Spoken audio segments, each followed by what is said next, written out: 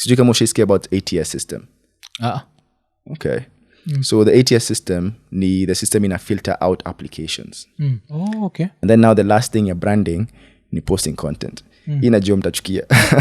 But it's such an important thing. Okay. But kuna wale watakuwa hiyo? Yeah, vibaya sana. $3, kwa third world. Yeah, kwanza kuna wengine wenye like ni wa Kenya, they get those jobs and then sasa wanakuemploy wewe. Like kama oni hapo in between. Yeah, watakufinya proper. I'm assuming there are jobs for wasoko wametoka kule, jobs for wametoka university. Are there jobs for also form 4? Like nimetoka form 4. Is there anything I can do online? Maybe as I try to look for money to go to college or to learn a skill.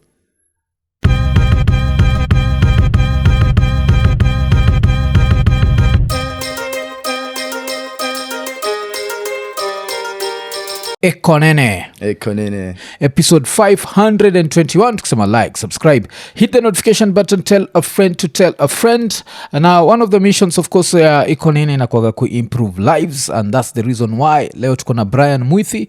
Na Brian Mwithi ni an experienced a very experienced remote job consultant na pia career strategist with over 5 years of experience. Inamaanisha joka unatafuta kazi, this is the right guy. So just sit back, alafu baki umelan vile kutafuta kazi in 2025, because it's very different from back in the days ile ulikuwa unachukua bahasha ya brown unaandika CV alafu unaandika whatever kwendo curriculum vitae ama vitae neje buda. Poa sana, niko fiti uko aje? Niko poa. Pia wewe ndio the CEO wa Careers Without Borders, si ndio? Yeah. So kuna mtu anaweza kuwa anashindwa Careers Without Borders inamaanisha nini? So Careers Without Borders ni company I started with a few of my associates. Yes. Tusaidia watu wenye wanataka kufind roles, especially abroad. Mostly the ones that allow you to work from wherever you are, if you're in Kenya, if you're in Africa. But sasa, mostly international companies from the US, UK, Europe, all of that. Yeah. So at this point, we've been able to help over 1,200 people, including ourselves. Most of us have jobs I have a job with a US company. Most of the others people in either US, European, or like an African company.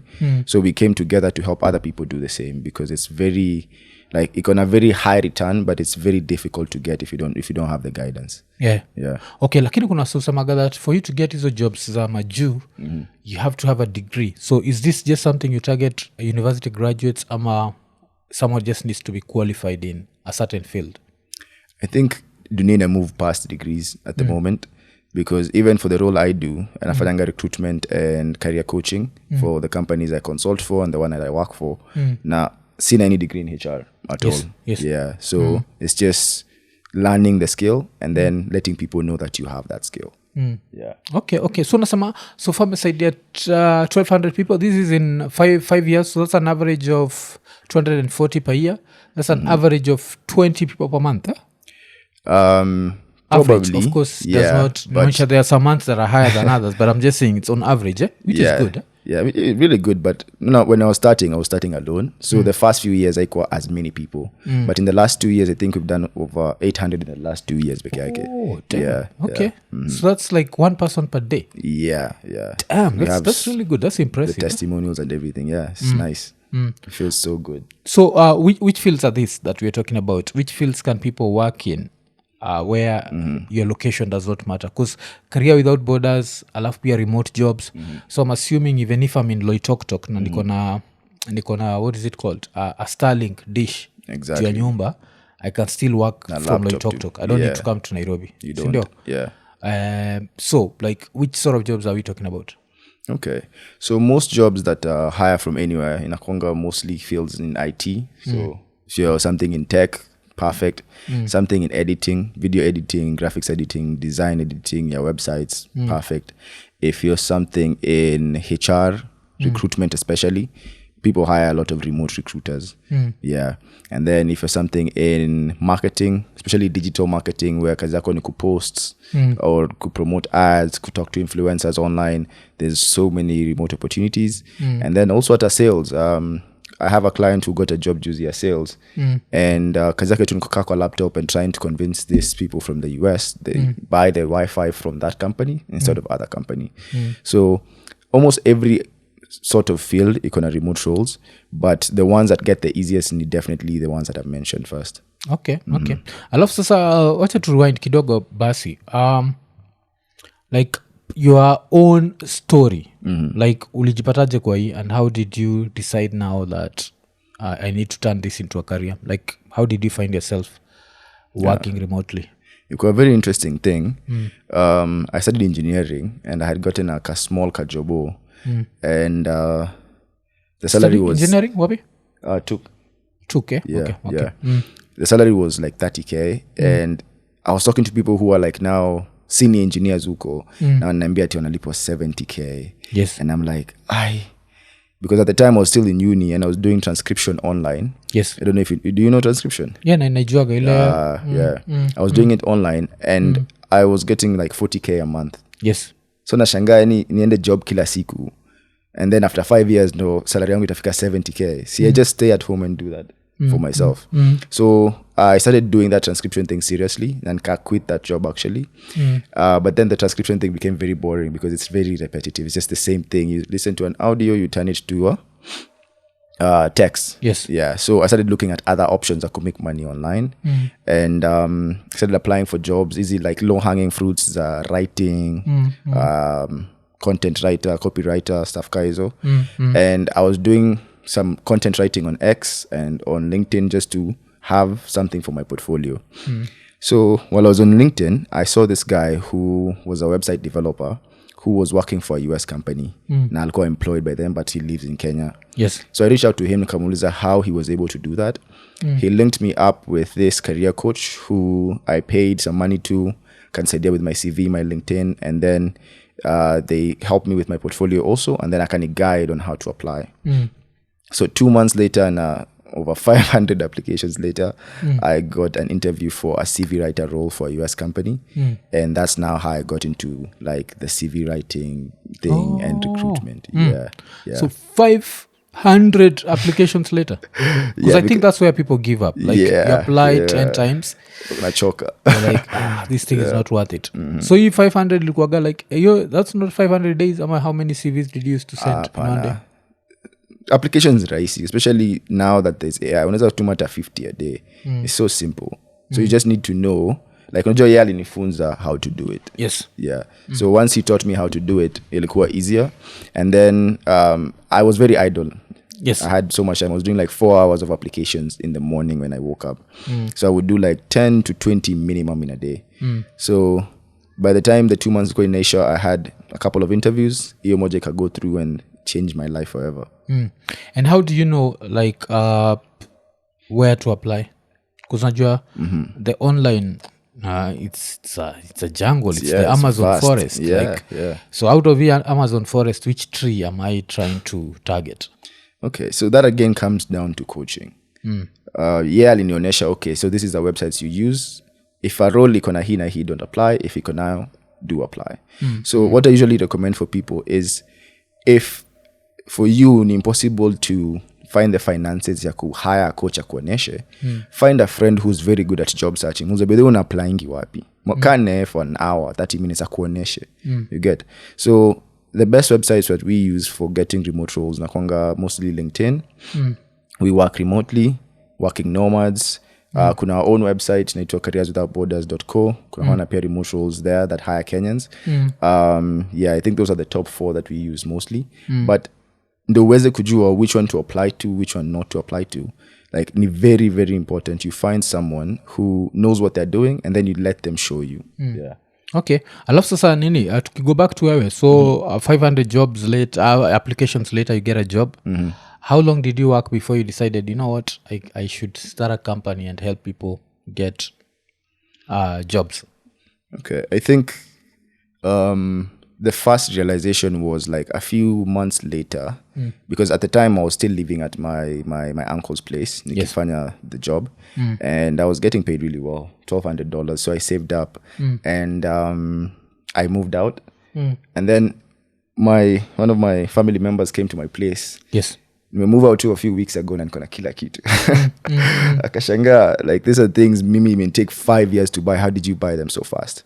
So I showed him how I applied for my job, and nikamtengenezea his CV. We did applications for him, and after a few weeks he got an interview. PIA, he got a remote role in accounting, and PIA can change his life completely.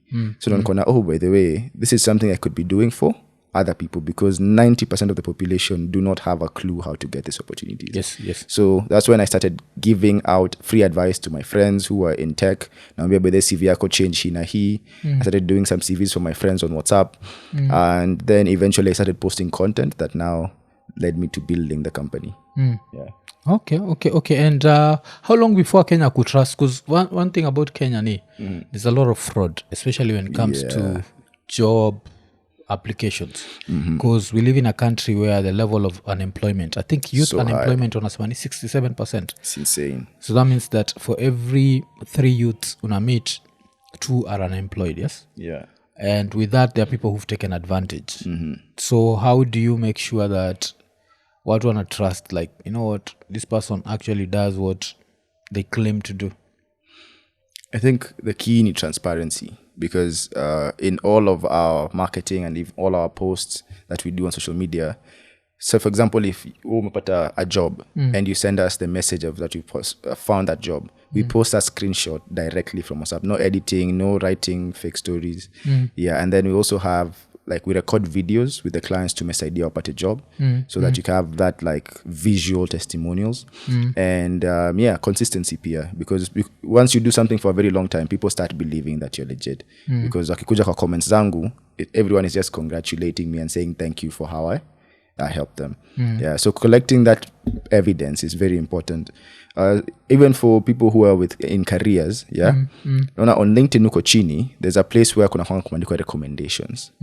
You should be asking people for recommendation. If you worked with someone, if someone was your boss, if someone was your employee, ask them for a recommendation. Hii inasaidia sana to increase your credibility, because online work and online business is all about trust. Yes. Yeah. But sasa Wakenya vile ukiwa na maybe mdosi wako alikuwa na roho chafu, like what happens now, like if without recommendations if my mdosi ataki nitoke job, let's say this is my first job, and I'm so good at it that my employer does not want to lose me, how will he give me a recommendation? You understand? There's also that aspect of I might never get a recommendation, but I'm good at my job.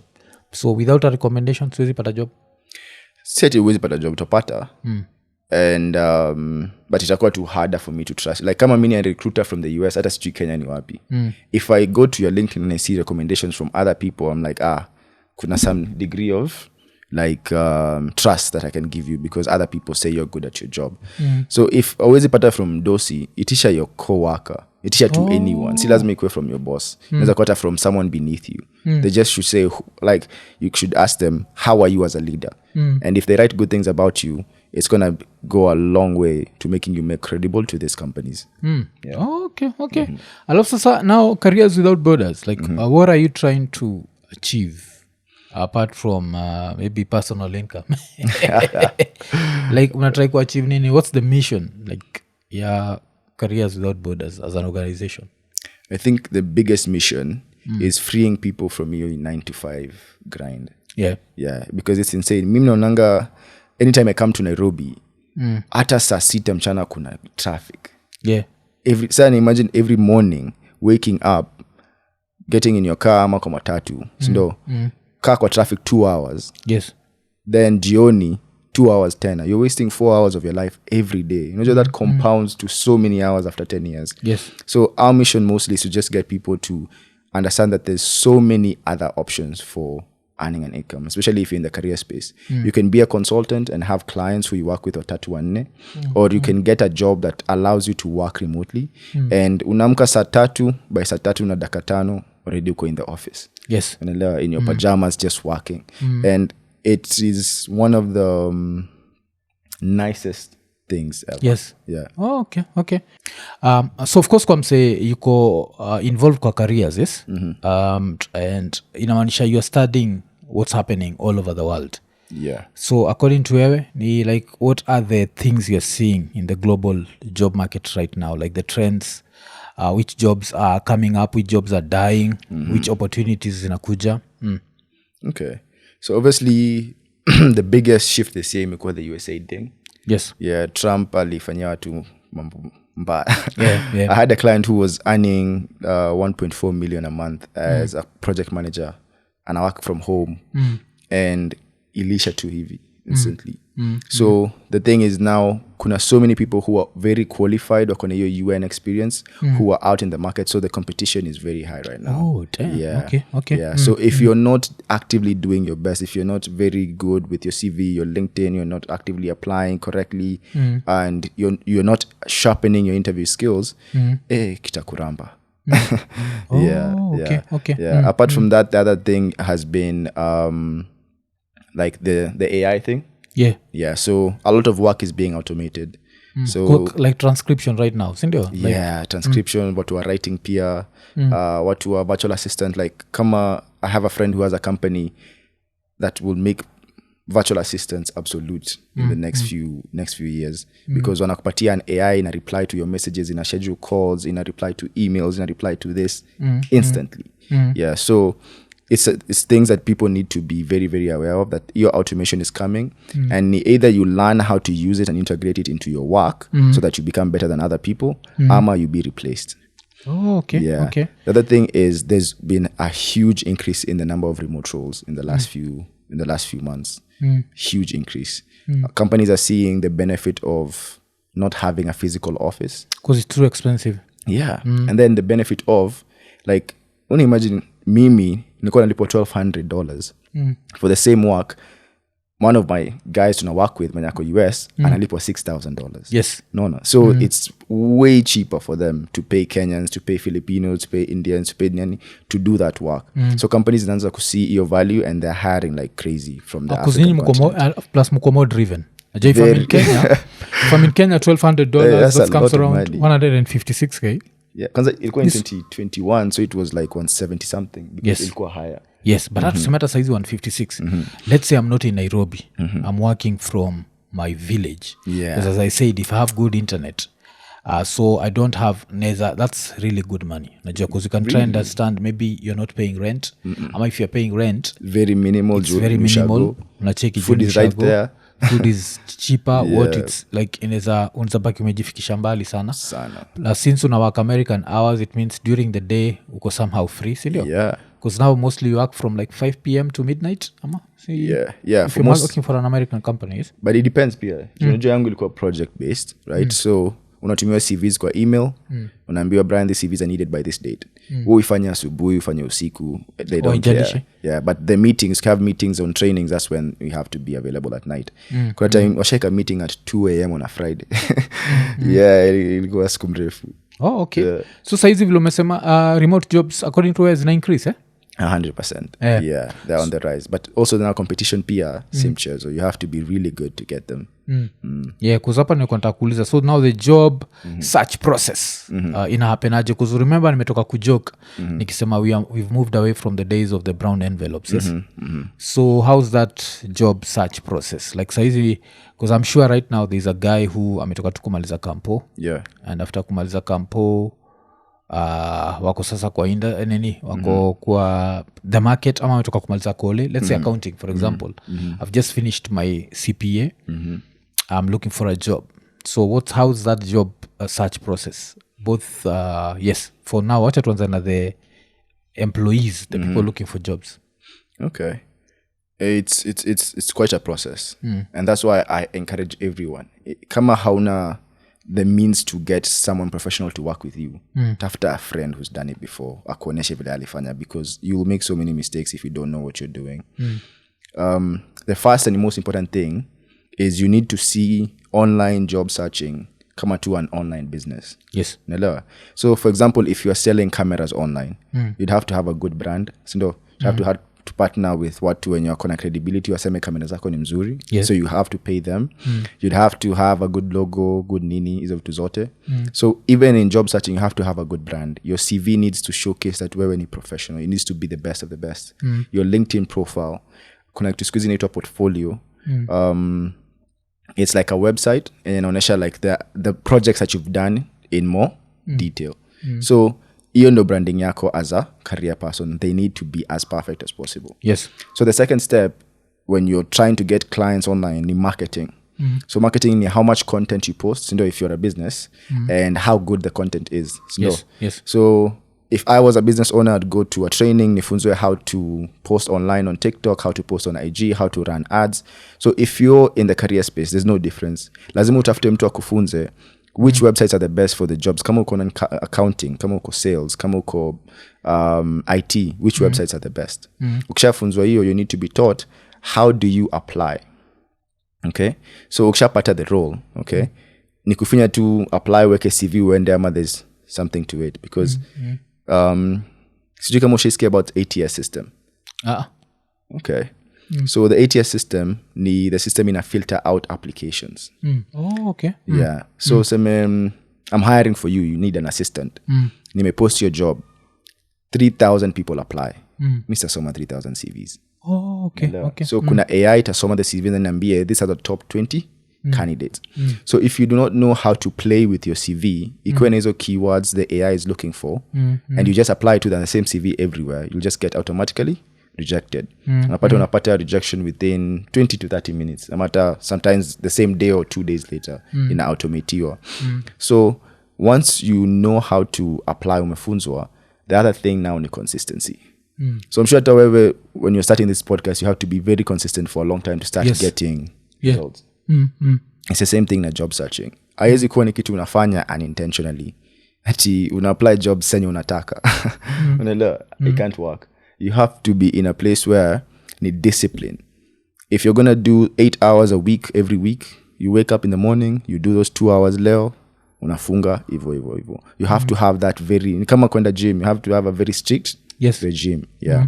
So as long as you do those 3 things, you have a good branding, you are taught how to apply properly, and then now you have that strict regime you follow, you will get a lot of interviews. Yeah. Alafu najua shida ya Kenya ni we'd have to go back to how we went to school. So vile tuliendaga chuo, tulifundishwa there's only one way to do vitu. Yeah. So inakuanga dear sir stroke madam career vitae. Understand hizo? Yeah. Alafu unaandika hapo hobbies, swimming, whatever, unajua kabla sio andika CVs.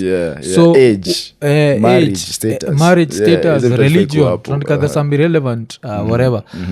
So what are the sort of mistakes unachekiki wasa wakimake especially kikam to their CVs na pia hizo LinkedIn profiles? Okay. So kwa CV, the first and biggest mistake is most people don't understand there's 2 types of CVs. Kuna an ATS one ya apply inasomwa na the AI, then kuna a modern CV yenye inasomwa na humans. So kuna companies bado as to me AI. So the ATS one inafaa kuwa very plain, isikuwe na graphics yoyote, isikuwe na photo, isikuwe na columns, isikuwe na tables. Make it as easy as possible for the ATS system to read your CV. That's the one read by AI? Yeah, your ATS. Yeah. So inafaa kuwa very plain, and then don't make it too long. 2 to 3 pages is maximum. Yeah. Useke your date of birth, nini hizo vitu zote. Hata referees squeeze hatuweki. Yeah. So referee achia Premier League. Yeah. So una make sure iko very plain. And then the modern CVs, now you can have a bit more fun with it because inasomwa na humans. You can have a photo or not. You can have some nice graphics to make it more interesting. So make sure that your CV has the following things. Like lazima ikuwe number 1, a headline or an about section, and patia a brief into your career. Number 2, ikuwe na your skill section. Na hizo skills inafaa kuwa the main keywords job, your job description inatafuta. And then kwa experience section, upon the most people make the biggest mistake. Hufai kuandika ati recorded videos for the podcast. Fakua recorded over 500 episodes for the podcast that led to the company or the YouTube page getting over 1 million followers. Yeah. 1 million subscribers, 1 million followers, in revenue. You get if you can quantify that. So zinafaa kuwa bullet points that is called driven. Inaonyesha what value you bring to his company, then sasa uta bring to my company if I hire you. Yeah. So I think those are the biggest mistakes when it comes to the CV.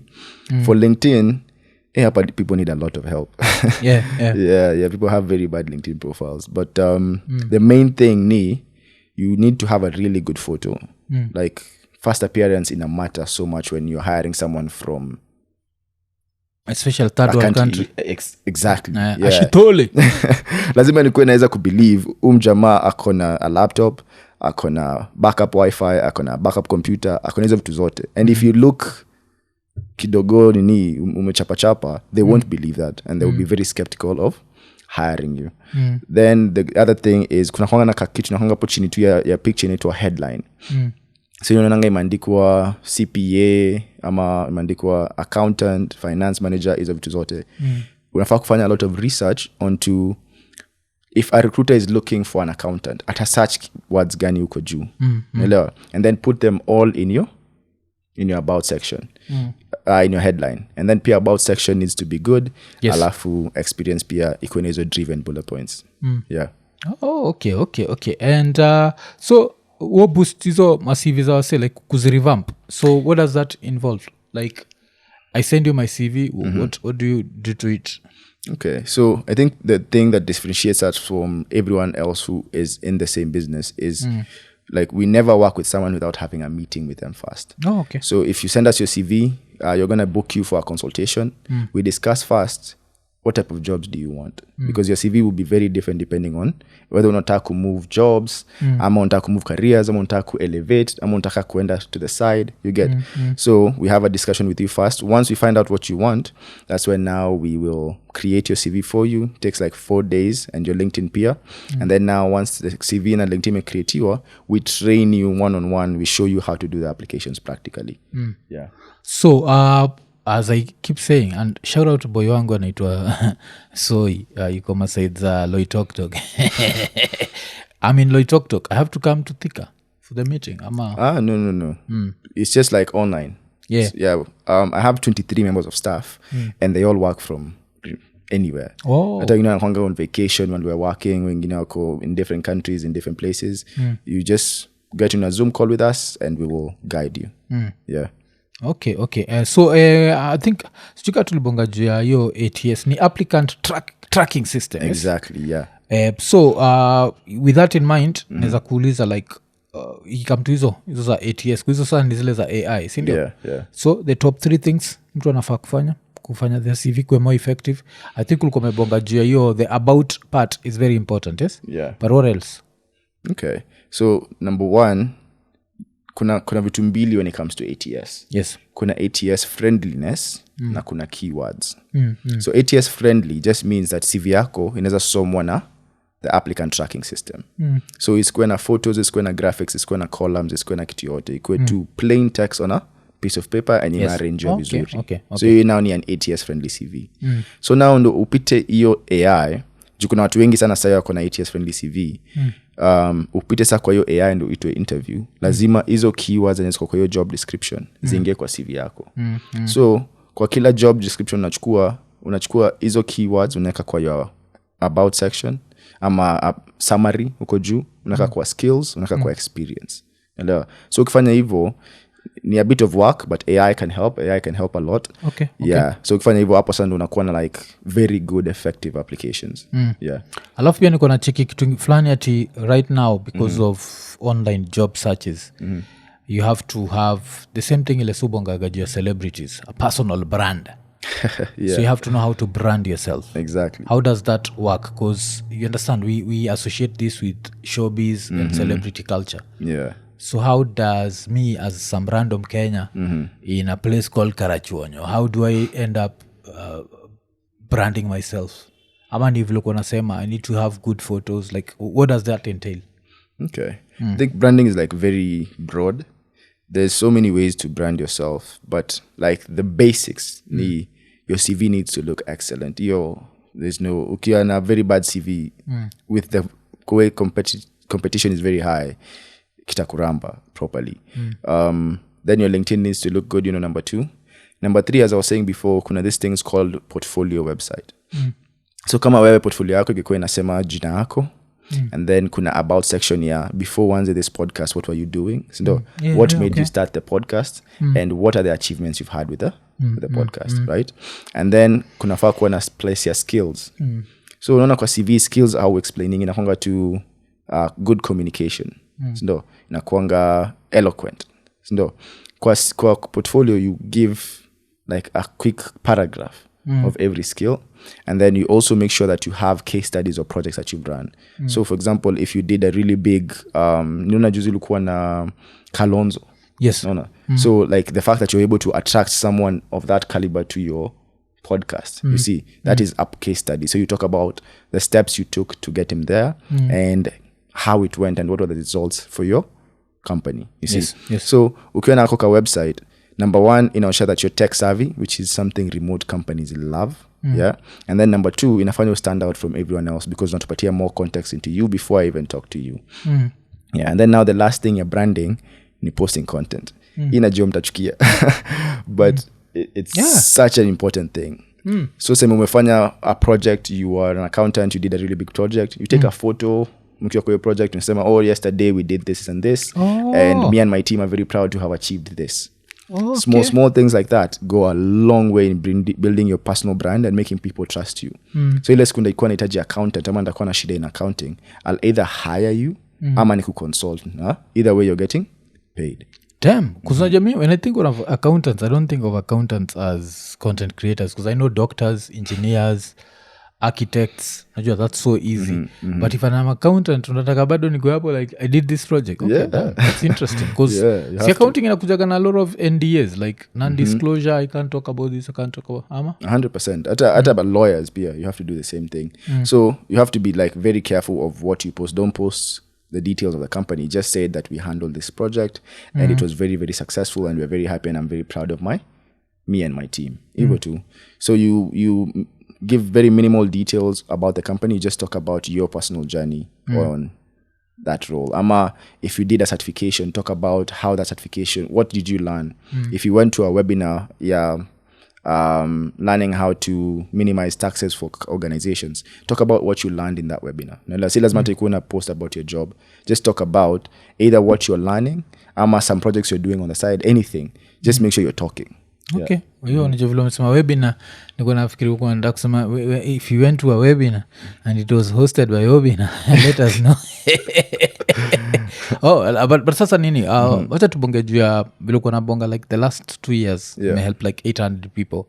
Which one was which people stood out? Wale maybe they were hopeless, alafu eventually they got something and hata wewe mwenyewe uko like damn, at least we've helped this person kabisa.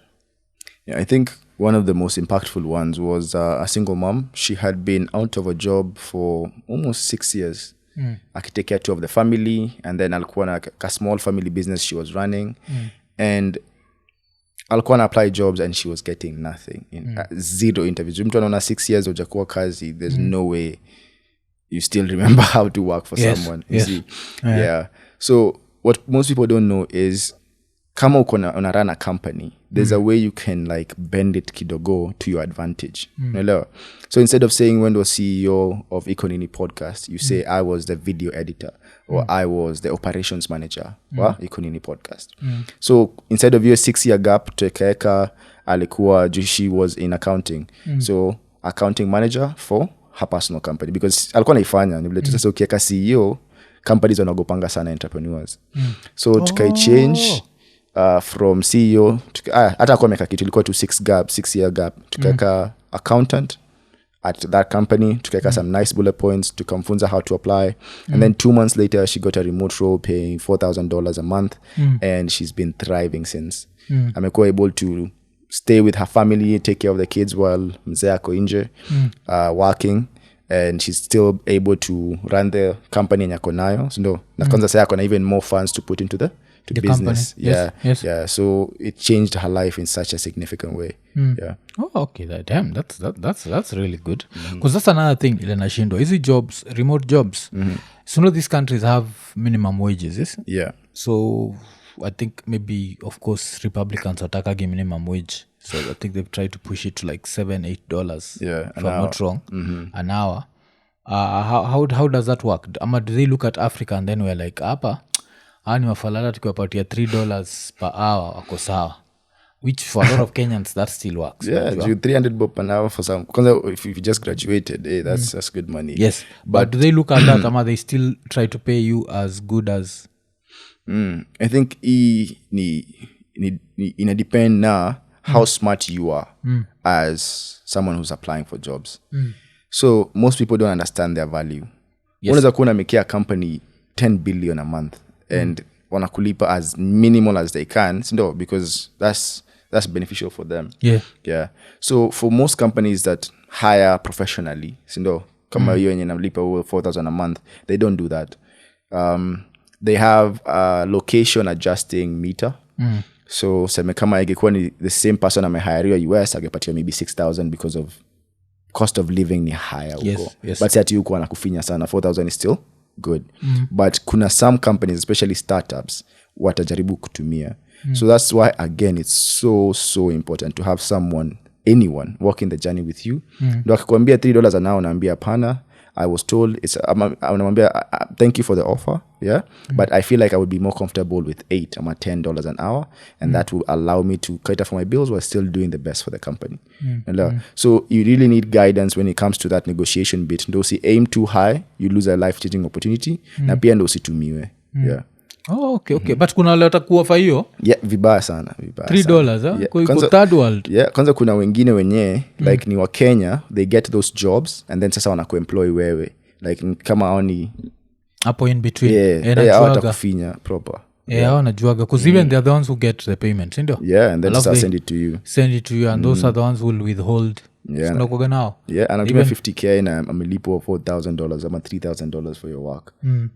Afu ame withhold payment. Kata hiyo $50,000 ya kupatia na uzuri. Mnaanza kuvutana. So it's good to jump the middleman. 100%. And that's what we help people do. Just get directly. It's a bit harder to do, right? To see direct connection. But in the long run, you benefit way more. Alafu your story to find the right opportunities, how does that work? Like I'm looking for a job, and of course vile nashina nikisema the internet is the Amazon forest.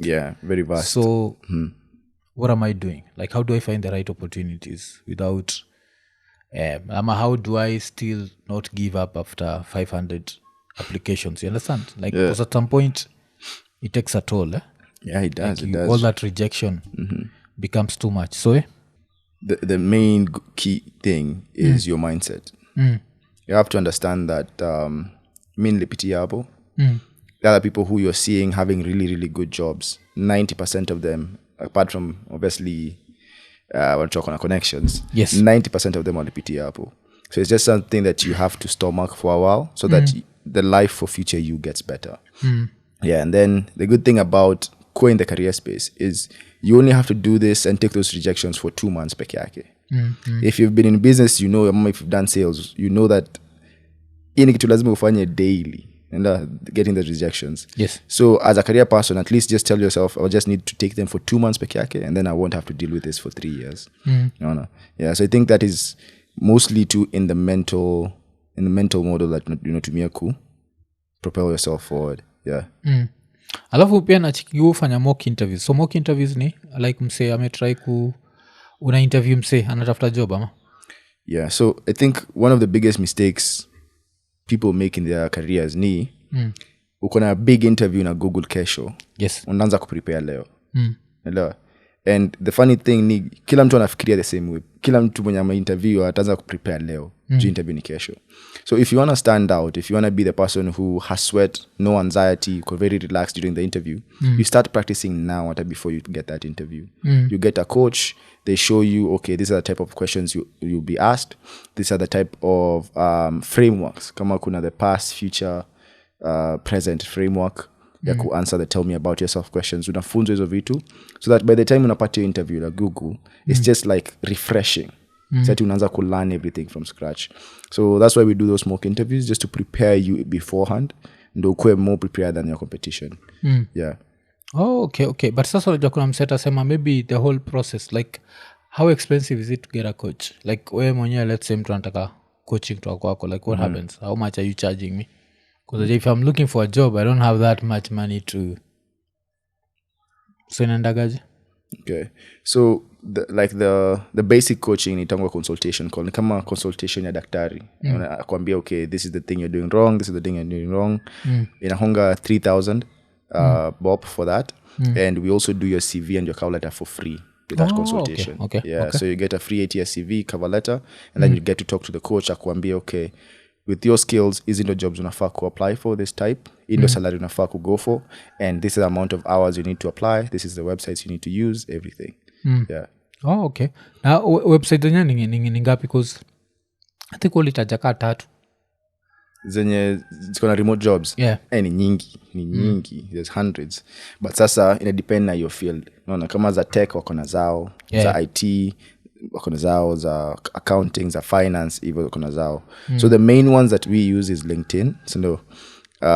But kama ni specified for project management, kuna websites tunazitoanga za accounting hivyo.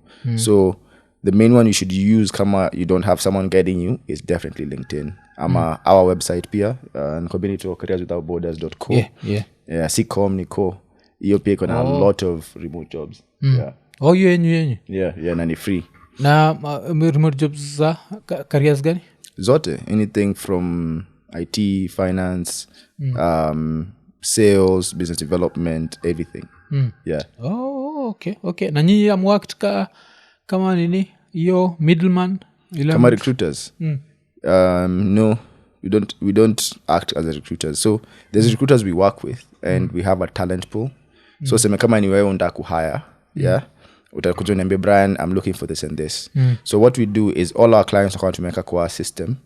So kama unataka accountant, tutakuangalia accountants kwa system yetu. Umesema unataka kumlipa $3,000 a month, na kuambia okay, for $3,000 kuna huyu, and then now we can either interview them for you ama wewe ndo utatufanyia interviews umchukue, but si ati atakuwa na kulipa through me. We let all the money go to you. Okay. Kwa sababu ninakuwa tricky kufuata na Mkenya baadaye. Yeah. Inakuwa ni alafu kuna hii kitu nicheki inaitwa the STAR method. Situation, task, action, result. What does that entail? Okay. So when it comes to interviews, ukiulizwa ask questions, especially an open-ended question. So ulizwe, how do you handle working with a difficult manager? Hello. Hiyo ni a question you can answer in so many ways. So using the STAR method, though, one of the best ways of answering it, unapeana a situation where you handle a difficult manager. Okay. Unapatiana what was the task.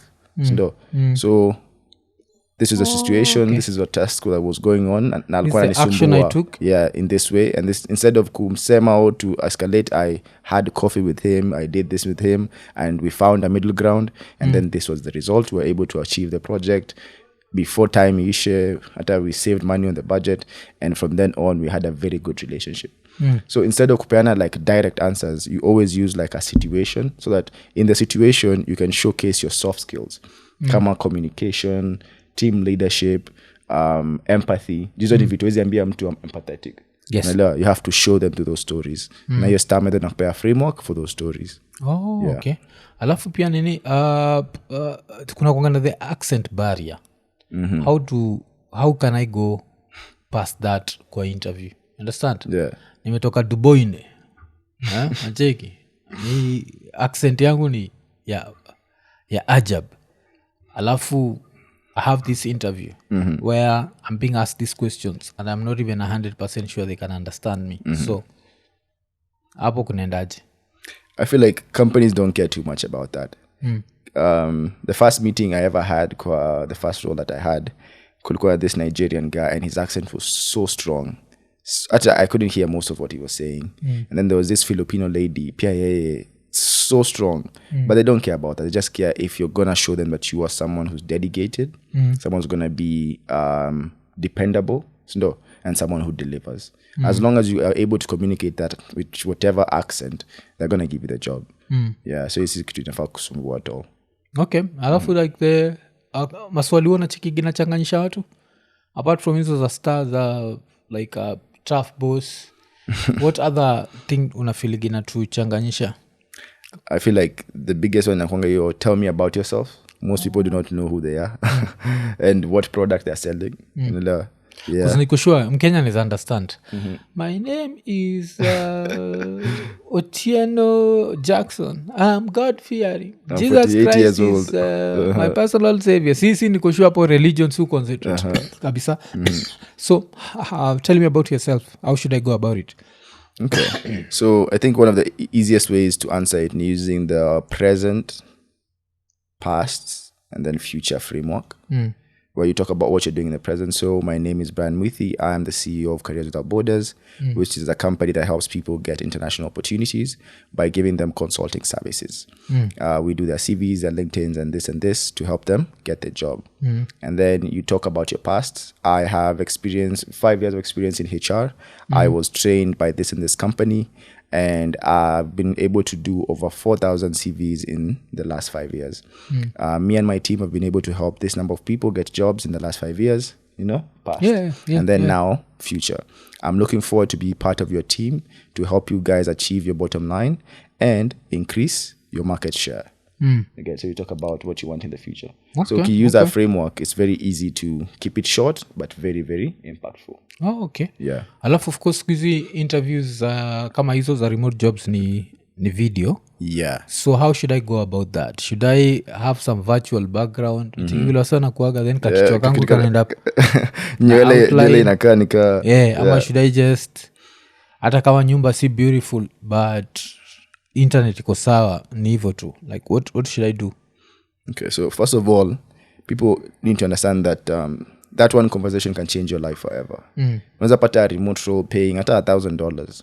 But uingie in that company and upatane na mtu mwenye ako like, hey, this boy is very driven. I start a company with you, ama employ for another company, and it changes your life forever. Yes. So you should take that one conversation very, very, very seriously. So if kwako kukaa vizuri, tafuta place kuna kaa vizuri, tafuta friend mwenye mbaki na kaa vizuri, tafuta place kuna kaa vizuri. The background is very important. Number 2, sieke your fake background. Fakwa very nice background, nice lighting ikuwe mbele yako, isikuwe nyuma yako. Your hair, your shirt, everything needs to look neat. And then you need to look straight into the camera always.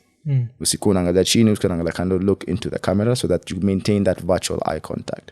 Yeah, and then now make sure that you have backup power, ama backup light na backup Wi-Fi. It's very, very important. Yeah, cause ile time unachapa interview ndio KPLC wanafanya ile kitu. Wananua stima. Yeah, and then the other thing that is really, really, really important is you need to make sure that before the interview, kama wanatumia Zoom, ingia Zoom dakika 5 ujue vile inafanya kazi. Usiambiwe turn on the camera and you don't know where to turn it on. That is very embarrassing. So make sure kama ni Zoom, kama ni Google Meet, kama ni Teams, use it for a few minutes before the interview. Yeah.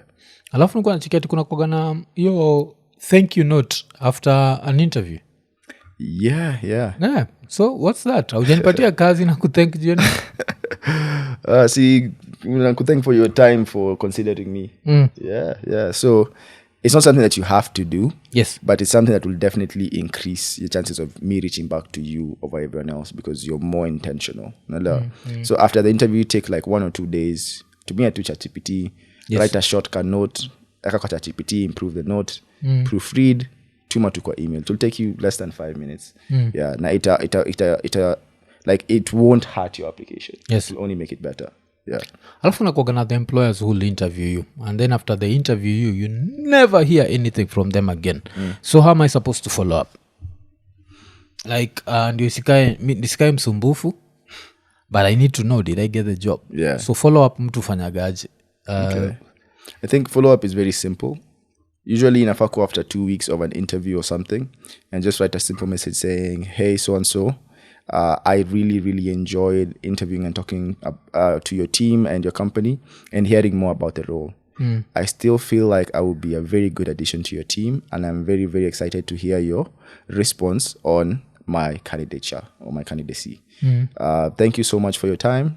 Have a good day. Regards, Brian. So, very short, very sweet.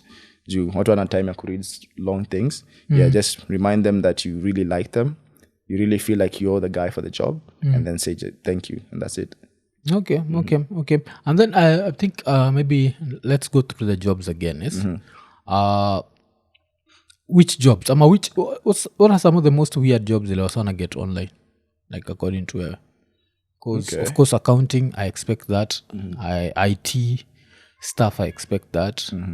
But what other fields are there that people might be missing out on? Say like, hakuna vile naweza fanya hii job remotely. Because maybe in Kenya, you have to be there physically, although you don't have to be there physically. So I think the ones that we get people now, they're surprised is like legal jobs. Yeah. Yeah. Na pia civil engineering jobs. So civil engineering? Yeah. See like direct civil engineer, but you still can get work remotely. I have a friend who lives in Makweni. He has like 3 cars now. He graduated engineering, I think a year before me. And he had worked for a year before, like reaching out, and he told me about his plan, and I helped him with his LinkedIn. And his plan was, alikuwa na reach out to civil engineers in Dubai, US, UK using LinkedIn, and I DM and ambia, I want to do your math for you for free for a week. I want to do your reporting for you for free for a week. Wonder how good I am. And then once they see how good he is, wanaanza kumlipa $1,000 a month just to do hizo mathematics. You get. So anafanya the hard work for them. Wanapata more time to get more deals na to actually have fun with their families and stuff. So ilifika point akona so many clients when wanamlipa $1,000 kabida dianze kuhire watu wamsaidie. So if you're in civil engineering and you don't want to go to the office every day, that's a really good option. Okay. For lawyers, inakwanga mostly paralegal jobs. So job paralegals. You just do research for the lawyer, you do filing, you do reporting. So a lot of jobs, especially in the US, California specifically, they hire a lot of paralegals from around the world, Philippines, Kenya, Africa, just to do the background search. And then there's a few who've been hired as lawyers remotely for Luxembourg companies, like because they have similar laws to Kenya. Oh, okay. Yeah. So those are the like weirdest. But the ones that are coming up a lot is like automation managers, people who handle automations for companies. So for example, kuna a company I'm helping, they have an Instagram inapatanga so many questions. Yes. Watu wanauliza maswali nyingi, watu wana reply kwa comments za reels and stuff, and they don't have the capacity to reply to every one of them. So kuna automations kama ManyChat, kuna automations kama chatbots fulani that si lazima ujue how to automate. Kazi yako tu ni kui-manage. If they make a new post, you create an automation for that post. Hiyo ni kitu literally unaweza learn within one day. And you can start selling that skill online, and it's so valuable. It makes people so much money. Comments zako zote auto replied. Mtu aki-reach out na auto reply inamtuma kwa website. So it's very valuable, and those jobs are rising like crazy. Okay. Alafu nini education level. I'm assuming there are jobs for wametoka kule, jobs for wametoka university. Are there jobs for form 4? Like nimetoka form 4, is there anything I can do online? Maybe as I try to look for money to go to college or to learn a skill. I have to learn the skill first. Like, just asking. Just curious, that is. I think it's only more of remote gigs. So I don't focus too much on gigs, but kuna some websites kama hizo za transcription, kuna zingine za AI data training. Kazi yako tu unaenda una apply mpaka ile siku utaingia. Ukiingia sawa na kulipa tu kufanya some very mundane tasks. Unaweza make like $400 to $500 a month, which is from 4 is really nice. So transcription, data training, kuna translation, translate vitu to Kiswahili from English if you're good at that. And then naona kenye mimi nimesema, if I finished from 4 today, I will just learn that one skill and start selling it. Your automation so valuable. Okay. Alafu nini tuko tumebonga juu ya do hapo mbeleni. But let's say nimeingia kwa hizi meetings. Alafu tume have the interview, then Kambo, you're going to pay you $4 an hour. You understand, I really want the opportunity. How do I make sure that sijachoma na pia I don't get like the worst deal on the table? Because this worst deal on the table, it's even one of those things. I think tuko na boy fulani anaitwa Owen wa Kenyan American Home. Na alikuwa anatuambia the same thing where even in America ukiwa kwa ground unapataga as a black employee sometimes you get less than your white counterparts. So now ukiwa a black employee in a shithole country, understand the probability of you getting lower is way higher. Yes. So how do I protect myself without losing the opportunity? Okay. I think for me the key is, number one, to be so active with your job applications that you don't depend on one opportunity peke yake. Sasa unategemea tu your one interview no make your hopes zote kwa that one interview. So una apply to so many jobs that you have 3, 4, 5 that you're allowed to have like some sort of, power. Yes. You always negotiate if you don't have any power. It's very impossible. Like, what is your leverage? So if you do enough applications and if you do them rightly or correctly, you're going to have 3, 4 interviews, and that now gives you some wiggle room to take some risk. So once you have that wiggle room, the next thing you have to do is evaluate yourself. Kama mimi, there's an interview I went to, and this guy wanted to work for him physically. Alikuwa kuja Nairobi daily. Alikuwa anataka kunipa 300k. Na mimi nimwambia, mimi kama ni a physical job, I promise you, hata naweza ifanya from home for 200k, but kama ni a physical job, I promise you, siwezi kuja for less than $1 million a month. Akacheka. But I was very, very serious, you see. So you need to evaluate yourself and see, for the amount of time you're giving them, how much value would you be giving them? And you now price yourself. So ukisha price yourself, unamwambia, oh, thank you so much for that offer. And I really, really love the mission that your company has. I really love where it's going, and I feel like this role would be a perfect fit for my career. However, I was asking if we can negotiate on the remuneration because I don't feel it matches what I'm looking for at the moment. Is that possible? That can be a yes or no. If it's possible, you negotiate. If no, you now decide if you're going to take it and then now look for something better, or you're just going to not let them waste your time. Okay. Alafu hizi job hizi hazikujagi na other benefits, just a salary, si ndio? Ama kuna zile nakujaga ataanza kuambia salary yako ni hivi, but tumekukava medical hapa nini, hizo zinaga hizo? Yeah, mostly inanga. Kama me, I have to pay my own medical bills, I have to pay my own taxes, nini. But ina depend pia. Kuna companies that have that vendor parties, kama Payday, Pay Africa, you get. So company inalipa Pay Africa $5,000, au nakulipa $4,000, wanna take care of your insurance, wanna take care of your taxes, wanna take care of your pension, everything. So it just depends on the type of job you get. Yeah. Yeah. Okay. Alafu pia kuna story what tumebonga hapo, just transcriptions, yes? Hizi ni jobs zinachukuliwa na AI. So future proofing ni jobs gani una feel ni kama after being in this space, vile considering AI has been changing stuff. You umekuwa hapa for 5 years, yes? And you've seen in the past even 2 years, AI has taken over a lot of jobs. Yeah. Which jobs do you feel like are still AI proof? I feel like any job that involves human management, kama skill, kama project management, where you handle people, it's very hard for AI to take over completely.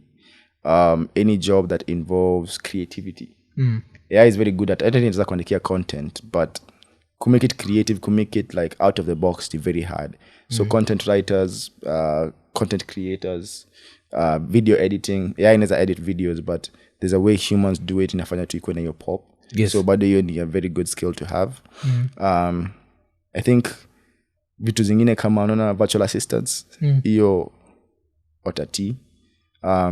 Sales, I've seen AIs that are doing sales really, really well. Afu zilali.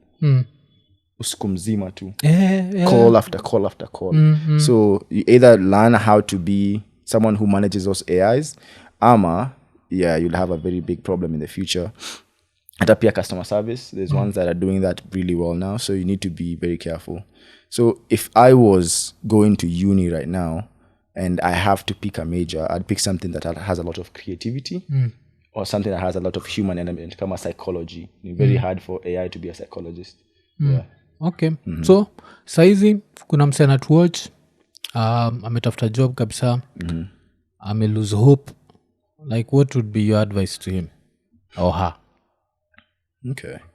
I think my advice to him or her is everyone at some point has been there.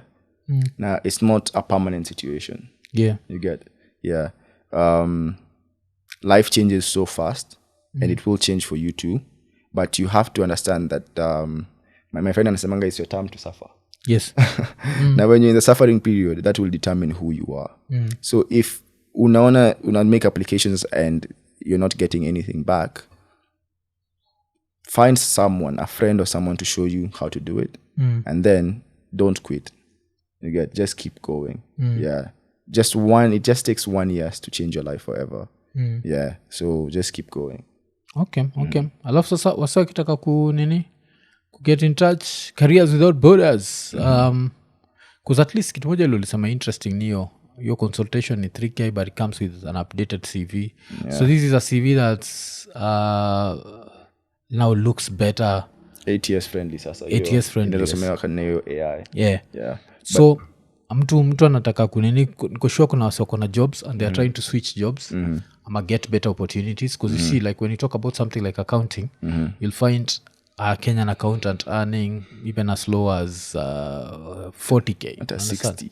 Yeah. Yes, so I'm work for 7 years, 8 years. Yes, unapata 30, 40K, 50K. Yeah. But here we are talking about at least on the lower side $1,000. Yeah. 2,000, 3,000. So Life changing. Sure kuna wasi wanataka nini. So mse kama huyo akitaka ku reach out inakuaje and what are the cost implications?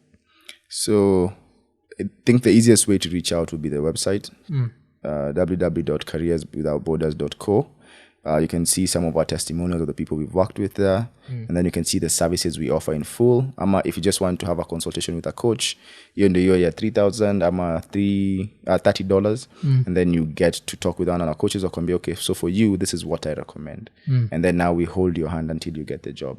So I think that would be the easiest way to reach out to us. So every time na communicate kwa 30, your $30, ama it's a one-off? It's a one-off thing. And then now after the consultation, there's things we'll recommend for you. Maybe we recommend you get, maybe shidako ni ujui apply. Like you're a very good communicator. Ukipata interview ni sure bet. Go in. No, but kupata interview is not the problem. Your CV is already good. Your LinkedIn is already good. So they'll recommend the training. So the training, there's a fee. How much is the fee? The training is $7,500 for a 3-hour session. You're shown practically how to apply. So kama ni your training I'm going to recommend for you, then that is what you'll need. And then anytime you have a problem, just reach out to us. We connect you with the trainer again and akuonesha where you're going wrong. Na hiyo pia 75 itakuwa one off. Yeah, one off, yeah. Yeah, because unajua pia saizi pia tuna live in the era ya sewa forex. Naongelea sewa forex wakienjoy hiyo. So inza kwa like career yenu ni kufundisha tu amjali juu ya msekupata job. Yeah, I think that's why we have so many people recommending us to their friends and stuff, because we hold the people's hand until they get the job. Yeah.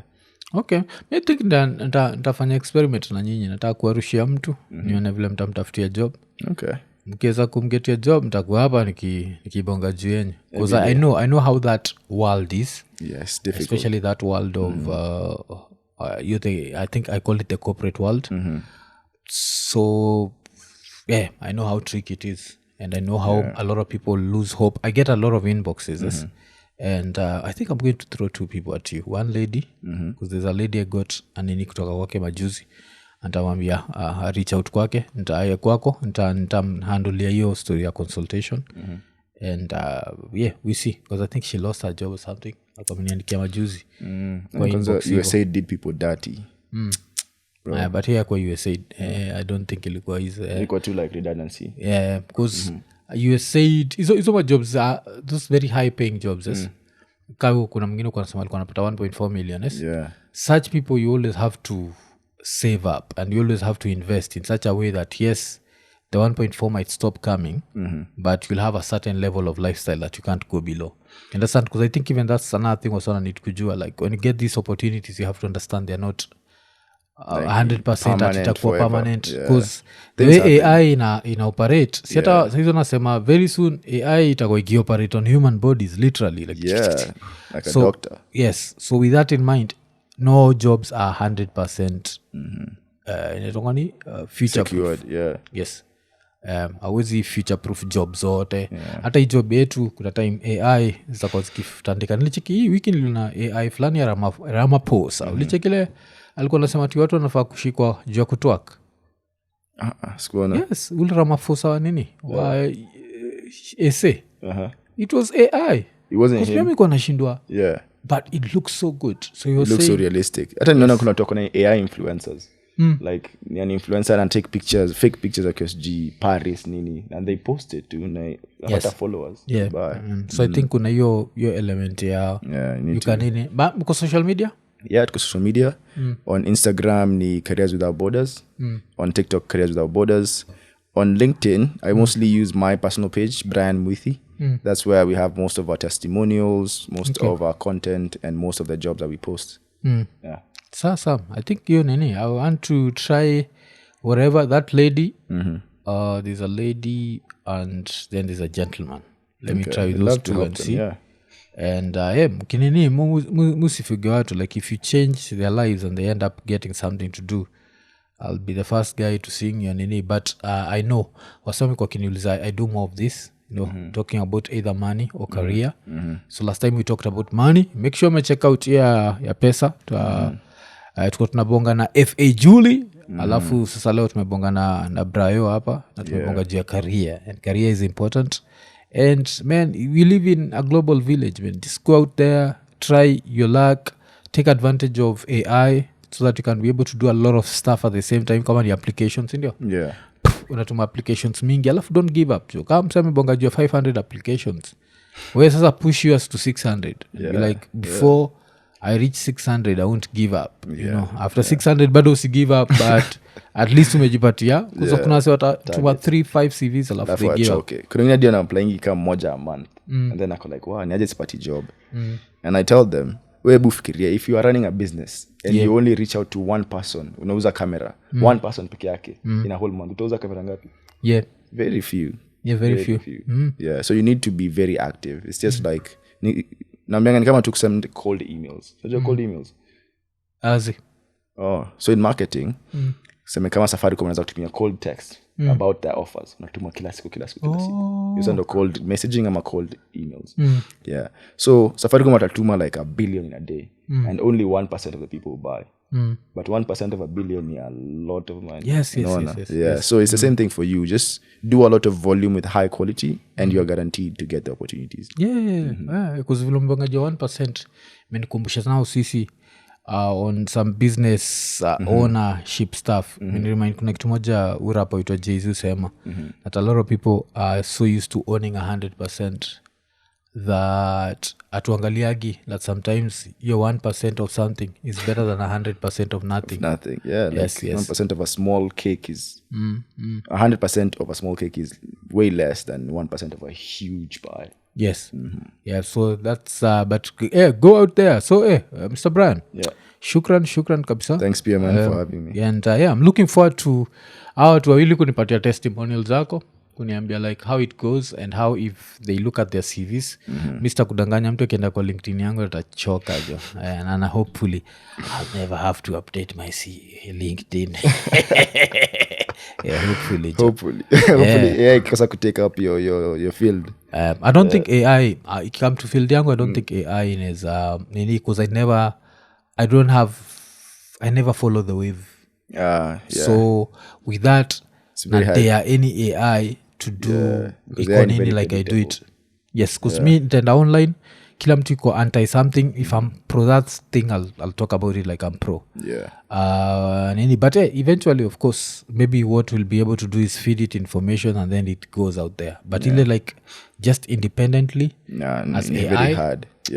itakuwa hard. But it's out there. I think kuna social reach out kwangu akiniambia they wanted to train AI using IKONINI. And I was like, sikuwa comfortable with it. I don't know why I was not comfortable with that.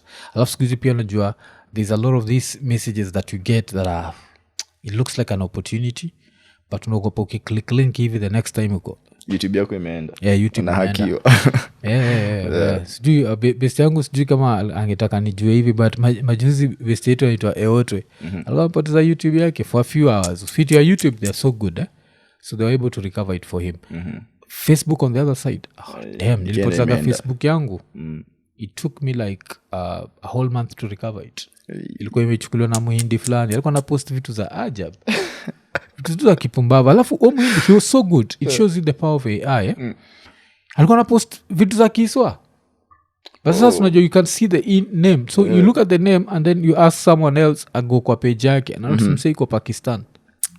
That's crazy. Alikuwa na post zile zile za sheng, zile za kama umetoka dem, alafu kama umetoka kula madondo, alafu unashindwa huyu.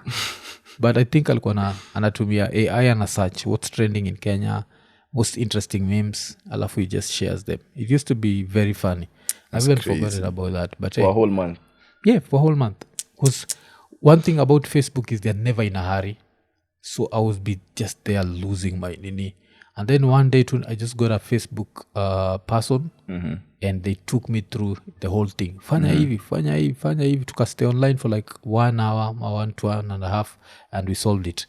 Lakini mbeleni hao wengine wote walikuwa wanatumia tu email wananiambia do this, do that, do this.